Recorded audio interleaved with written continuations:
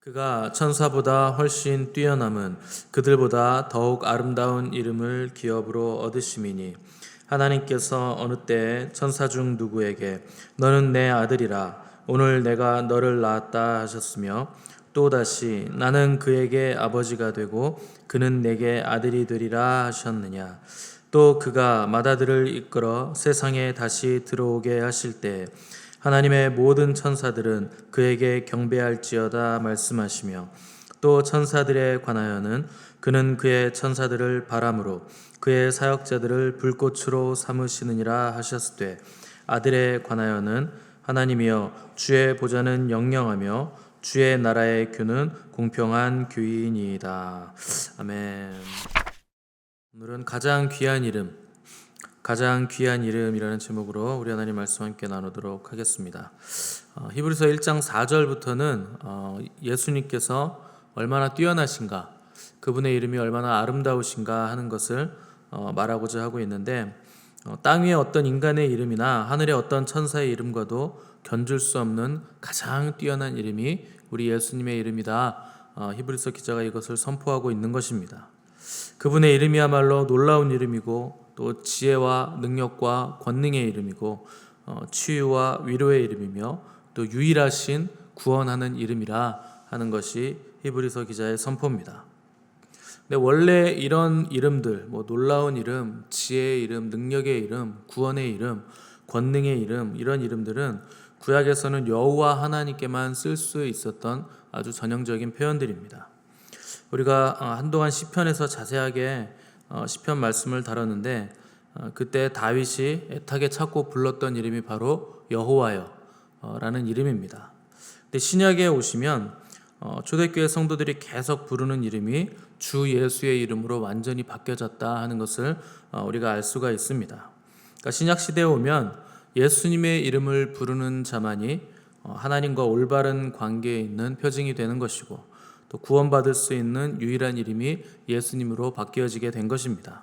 그래서 사도행전의 수많은 기적들이 모두 예수님의 이름으로 일어나게 된 것이고 죄 사함을 받는 것도 예수님의 이름으로 죄 사함을 받게 된 것이고 또 하나님께서도 예수 그리스도의 이름을 부르는 자에게만 구원을 베풀어 주시고 능력을 주시고 치유해 주시고 또 그들의 마음에 하나님을 사랑하는 마음이 솟아나게 하시고 그 이름을 부르는 자들에게 성령님을 보내주시고 또한 사도들도 예수님의 이름 때문에 욕을 당하고 고난과 순교를 당하게끔 이렇게 인도해 주신 것입니다.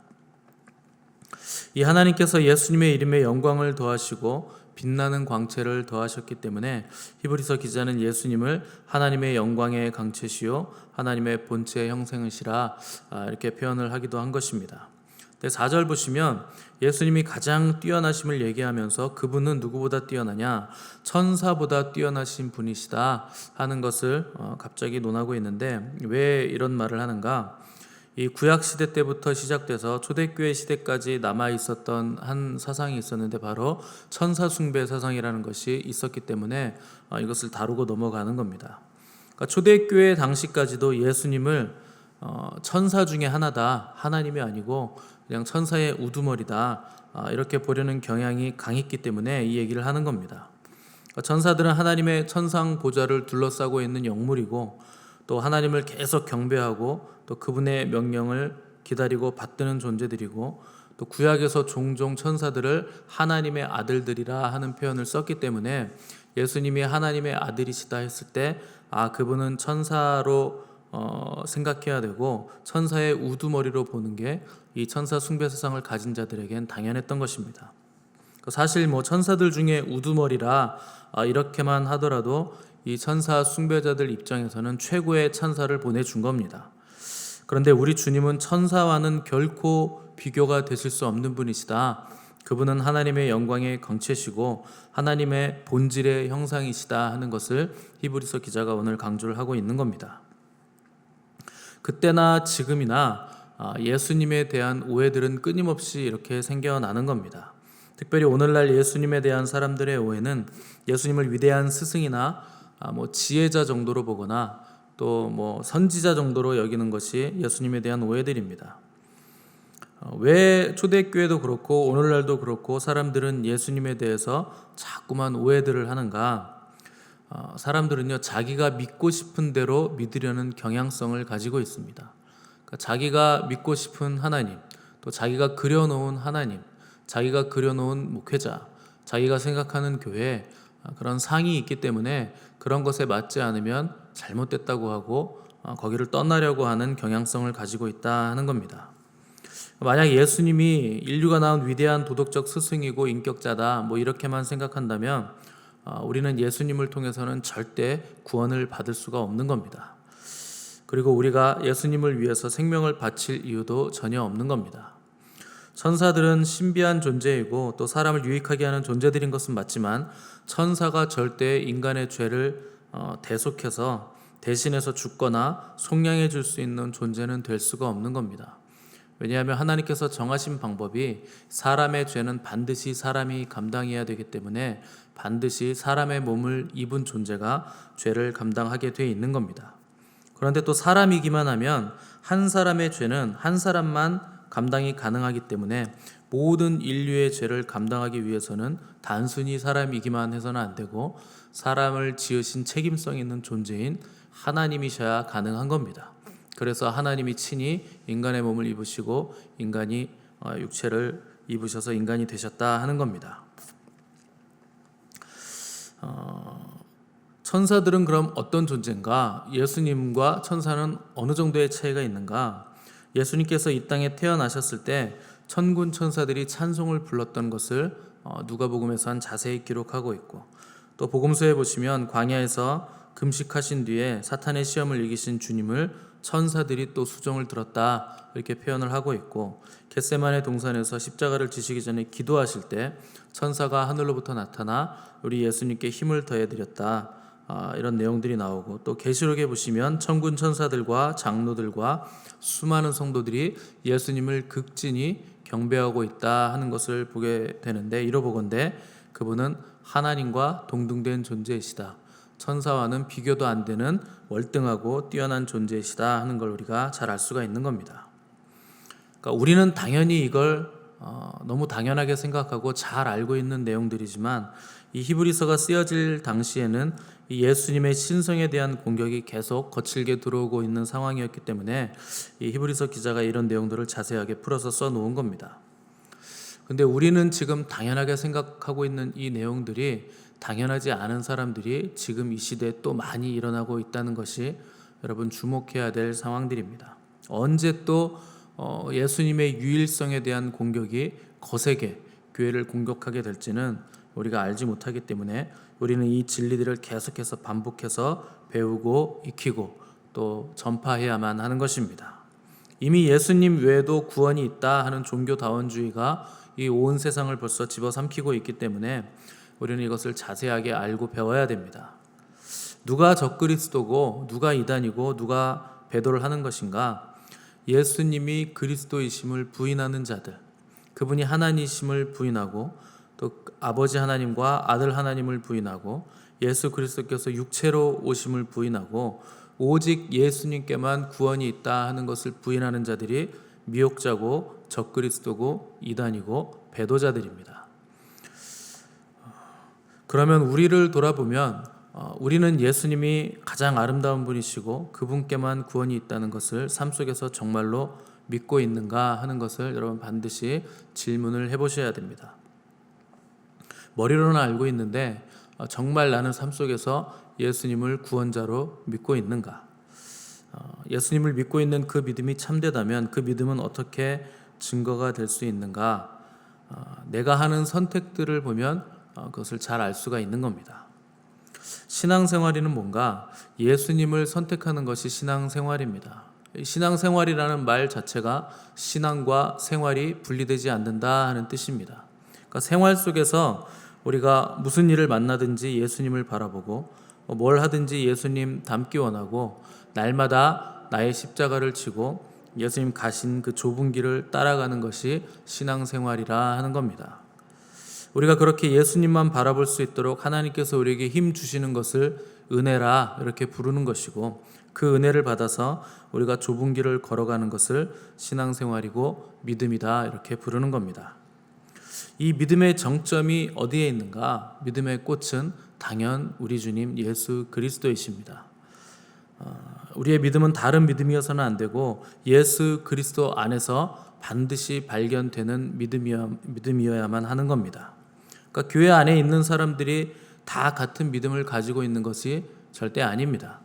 어떤 사람은 이 땅에서 복을 받는 믿음만 붙드는 사람이 있고, 어떤 사람은 병 고치는 거, 건강 이걸 붙드는 사람이 있고, 가족, 비즈니스, 결혼, 학교, 출세 이런 거 붙드는 믿음도 분명히 있습니다. 그러나 우리 믿음의 근본과 결론은 예수 그리스도 안에서 믿는 믿음이어야만 하는 것입니다. 그래서 믿음의 뿌리도 예수 그리스도이시고, 또 믿음의 줄기도 예수님이시고, 믿음의 꽃도 열매도 오직 우리 예수님이어야만 한다 하는 것입니다. 그래서 우리가 받는 고난도 다 같은 고난이 아닙니다. 우리가 받는 환난도 다 같은 환난이 아닙니다. 어떤 사람들은 자기 욕심 때문에 계속 고난을 연속해서 받는 사람이 있고, 자기가 뭔가 이루고자 열심을 내다가 계속 환난을 받는 사람들도 많습니다. 그러나 예수님 안에서 받는 고난이어야 고난이 우리에게 유익이 되는 것입니다. 의를 위하여 핍박을 받는 자는 복이 있다. 예수님께서 산상설교에서 이런 말씀을 하셨습니다. 여기서 의를 위하여 핍박을 받는다 하는 것은 정의를 위해서 고난을 받아라, 선을 위해서 고난을 받아라 하는 말이 절대 아닙니다. 주님이 이것을 풀어주시기를 나를 위하여 고난을 받는 자는 복이 있다 이렇게 해설을 해주심으로 의가문과 예수님만이 의가 되신다 하는 것을 산상설교에서 이미 말씀을 하신 겁니다. 막연한 정의, 손에 잡히지 않는 상대적인 선을 위해서 박해받는 것이 아니라 예수 그리스도 때문에 고난을 당하고 박해를 받는 자에게 하늘의 복이 임하게 되는 것입니다. 많은 크리스찬들이 복음을 설명해 보라 하면 제대로 설명을 못합니다. 제가 여러분들에게 A4 한 장씩을 나눠주고 복음에 대해서 써보십시오 이렇게 하면 아마 제대로 써내시는 분이 몇 분이나 있을까 저는 상당히 궁금합니다. 여러분, 믿지 않는 사람들 모임에 가셔서 시간을 30분을 드릴 테니 복음에 대해서 설명을 해보세요. 예수님이 누구시고 우리가 왜 그분을 믿어야 하는지 한번 30분 동안 설명을 해보십시오. 이렇게 기회를 주신다면 여러분 30분 동안 충실하게 설명을 하실 수 있겠습니까? 만약 우리의 입으로 설명을 할 수 없다면 그건 모르는 겁니다. 세상에서도 말로 설명할 수 없다면 그건 모르고 있는 것이다 이렇게 결론을 내립니다. 왜 예수님을 모르고 그분을 설명할 수 없는가? 예수님과 인격적인 친밀한 교제가 없으니까 그분을 모르는 것이고, 모르니까 설명할 수 없는 것이고, 설명할 수 없으니까 삶 속에서 능력도 나타나지 않는 것입니다. 히브리서는 예수님에 대해서 자세하게 소개하는 책입니다. 우리가 히브리서를 자세하게 공부하면 공부할수록 우리는 예수님이 누구신지 자세하게 알게 될 것입니다. 우리는 예수님에 대해서 더욱더 알기를 힘을 쓰셔야 됩니다. 우리가 지금까지 알고 있었던 예수님, 그냥 내가 수박 겉핥기식으로 그동안 들어왔던 예수님이 아니라 내가 인격적으로 친밀히 교제하고 그분이 나에게 계시해주는, 직접 알려주시는 그 예수님을 우리는 알기를 힘써야 됩니다. 세계 국제 정세가 어떤지, 정치가 어떤지, 러시아 우크라이나 전쟁이 어떻게 됐는지, 난방비가 어떻고 석유값이 어떻고 마스크를 실내에서 어디서 쓰게 되는지 이런 것도 알긴 알아야 되지만, 그런데 여러분들이 정말 아셔야 될 것은 예수님입니다. 예수님을 모르면 여러분 인생 전체뿐만 아니라 영혼의 문제까지 여러분 심각한 문제가 발생을 하게 되는 것입니다. 제가 계속해서 반복적으로 강조하고 또 강조해도 지나침이 없는 것은 영생이란 뭔가, 예수님을 아는 게 영생입니다. 여러분이 이 땅에서 예수님을 모르면 영생 근처에도 못 가보고 있는 겁니다. 그런 사람이 어떻게 죽고 난 뒤에 영생으로 가겠습니까? 이 땅에서부터 우리는 하나님과 그의 보내신 자 예수 그리스도, 그분을 알아야 되고, 그분을 알려면 그분과의 깊고 친밀한 교제 가운데로 들어가야만 하는 것입니다. 시간이 지날수록 크리스찬은 영혼에 대한 확신이 분명해져야 됩니다. 그것이 예수님을 믿는 사람들의 삶입니다. 예수님을 믿는데 갈수록 천국에 대한 확신이 사라지고 영혼에 대한 감각이 희미해지고 믿긴 믿는데 신앙생활이 이게 단가? 정말 이게 교회 다니는 건가? 이게 예수님을 믿는가? 이렇게 흐리멍텅해진다면 예수님을 모르고 있는 겁니다. 예수님을 믿는다는 것은 분명한 기준이 생긴다는 뜻입니다. 영혼에 대한 확신이 생긴다는 뜻입니다. 갈수록 영적인 것에 형체가 더욱더 분명하게 생겨난다는 뜻이고 가야 할 길을 확실히 안다는 뜻이고 더 이상 헛수고하지 않게 된다는 뜻이고 이제 지금까지 돌아왔던 먼 길을 돌아가지 않아도 된다 하는 것이 예수님을 믿는다는 뜻입니다. 혹시 지금까지 믿으셨는데 예수님에 대한 믿음이 흔들리시는 분들이 계신다면 여러분 히브리서 설교를 꾸준히 들으시면서 믿음을 단단하게 다지시기를 바라고 예수님에 대해서 더욱 자세하게 알아가시기를 바랍니다. 왜냐하면 히브리서가 예수님을 믿었는데 흔들리는 사람들을 위해서 쓴 편지이기 때문에 그렇습니다. 예수님이 우리에게 오셨고 또 우리와 동행하시고 우리의 삶을 인도하시는 분이심을 우리가 올바로 알고 깨달을 때 우리 안에 있던 그 흐리멍텅함들, 또 그 막연함들, 그 두려움들, 근심들은 다 사라지게 되어 있는 것입니다. 마귀는 우리를 그럼 어디를 공격할까요? 어떻게 공격할까요? 당연히 예수님이 누구신지를 알고 깨닫고 그분이 누구신지를 체험하고 경험하는 그 틈을 비집고 들어와서 공격을 하는 것입니다. 그래서 체험 위주의 신앙은 잘못됐다, 말씀이 최고다, 말씀하시는데 여러분 그런 분들하고 한번 대화해 보시면 그럼 이런 경우는 말씀으로 어떻게 풀어야 됩니까? 물어보면요 별로 풀어내지도 못합니다. 마귀가 그걸 공격하는 겁니다. 말씀 중요하죠. 근데 여러분 그 말씀이 우리 주님이시라는 걸 아십니까? 우리 주님이 말씀이십니다. 태초부터 계셨던 말씀이신 분이 바로 우리 주님이신데 그분을 인격적으로 체험하지도 못하고 그분과 교제하지도 못하고 경험하지도 못하면서 그분을 말씀하면서 말씀으로만 알아야 된다는 말이 얼마나 뜬구름 잡는 얘기입니까? 여러분 체험하지 않는데 어떻게 말씀을 경험합니까? 마귀는 그런 틈을 집요하게 붙잡고 늘어지고 우리가 예수님을 체험하지 못하도록 계속 방해를 하는 겁니다. 죄가 뭔가? 죄라는 건 하나님과의 단절이라는 뜻입니다. 그러니까 마귀는 우리를 유혹하고 죄를 짓게 만들어서 결국 하나님과 단절되게 만들고 또 사람과도 단절되게 만들어서 전부 다 끊어지게 만드는 일을 마귀가 하는 겁니다. 오늘날 신앙생활하는 크리스찬들의 심각한 착각은 내가 예수님을 제대로 믿고 있다고 생각하는 겁니다. 여러분 정말 간단하게 내가 예수님 제대로 믿고 있는지 알 수 있는 방법이 있습니다. 6절 보시면 또 그가 마다들을 이끌어 세상에 다시 들어오게 하실 때에 라는 표현이 나옵니다. 여러분 주님이 다시 오신다는 뜻입니다. 주님이 재림하신다는 뜻입니다. 그가 어떻게 재림하시는가? 그분은 심판주로 불꽃 같은 눈으로 심판하시기 위해서 다시 오신다는 뜻입니다. 만일 지금 내가 예수님을 제대로 믿고 있다면, 내가 주님을 제대로 알고 있다면 그분과의 깊고 친밀한 교제가 있고 내 생명 다해, 내 마음 다해 그분을 사랑하고 있다면 지금 우리의 심령은 다시 오실 주님을 간절히 기다리고 그분을 사모하고 있는 상태일 겁니다. 주님이 심판주로 다시 오심이 내 영혼의 기쁨이 되는지 아니면 심각한 부담이 되는지 여러분 가늠을 해보시기 바랍니다. 그러면 내가 정말 제대로 믿고 있는가, 잘못 믿고 있는가 정확하게 알 수가 있는 겁니다. 아직 주님 오시면 안 되는데요. 저 장가도 못 가는데요. 결혼도 해봐야 되고 성취해보고 싶은 일도 있고 여행도 좀 다녀봐야 되고 가보고 싶은 나라도 많은데요. 해보고 싶은 일도 많은데요. 여러분 그 사람은요 예수님을 모르는 겁니다. 예수님만으로 충분한 겁니다. 우리가 생각하는 경험, 우리가 이루고자 하는 그 모든 성취들, 그런 것들하고 예수님을 비길 수가 없는 겁니다. 예수님을 모르기 때문에 예수님 다시 오신다는 게 부담이 되고 아직 오시면 안 된다 그러고 두렵고 떨림이 있는 겁니다. 예수님 안에 신성의 모든 충만이 다 있는 겁니다.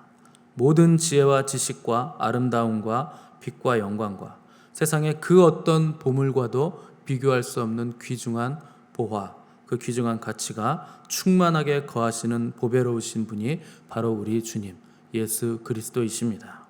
그분을 제대로 만나면 내가 추구하고 붙잡으려는 모든 것이 배설물로 여겨지게 돼 있습니다. 그것이 그분을 제대로 만난 사람의 당연한 반응이고 마땅한 반응입니다. 주님을 붙잡으시기 바랍니다. 그분을 만나시기를 바랍니다. 제대로 아시고 제대로 만나시기를 간절히 바랍니다.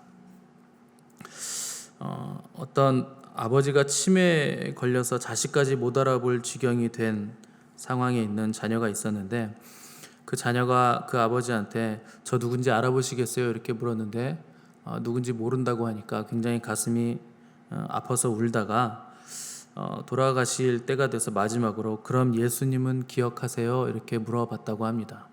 그랬더니 자녀들은 못 알아보던 그 아버지가 내가 예수님은 알지, 그분은 기억하지, 이렇게 말을 했다고 합니다. 그때 그 자녀는 자식은 잊어버렸을지라도 예수님은 잊지 않으셨음에 너무나 감사합니다, 이렇게 고백을 했습니다.